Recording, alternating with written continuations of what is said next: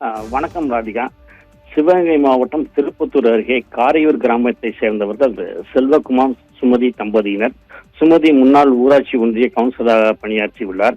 இவர்களுக்கு மகிழ்மித்திரன் என்ற 4 வயது மகன் இருந்தார்.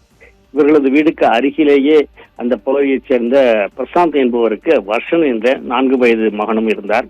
இவர்கள் வீட்டின் எதிரியே புதிதாக வீடு கட்டுவதற்காக பில்லர் குழி தோண்டப்பட்டிருந்தது. இந்நிலையில் நேற்று பெய்த மழையின் காரணமாக பில்லர் குழி முழுவதும் தண்ணீரால் நிரம்பி இருந்தது. இந்நிலையில் நேற்று இரவு பள்ளி முடித்து வந்த 2 சிறுவர்களும் வீட்டின் அருகே விளையாடி கொண்டிருந்த போது எதிர்பாராத விதமாக அந்த பில்லர் குழியில் விழுந்து உயிரிழந்துள்ளனர்.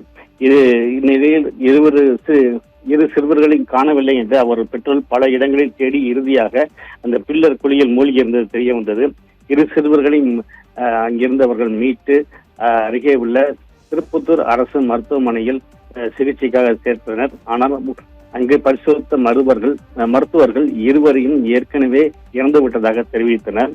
இதனை அறிந்த அப்பகுதி காரையூர் கிராமத்தைச் சேர்ந்த மக்கள் சிறுவரின் உடலை பார்த்து கண்ணீர் விட்டு கதறிய காட்சி பெரும் சோகத்தை ஏற்படுத்தியது. இச்சம்பவம் குறித்து கண்டவராயன் போலீசார் வழக்கு பதிவு விசாரித்து வருகின்றனர். ராதியா.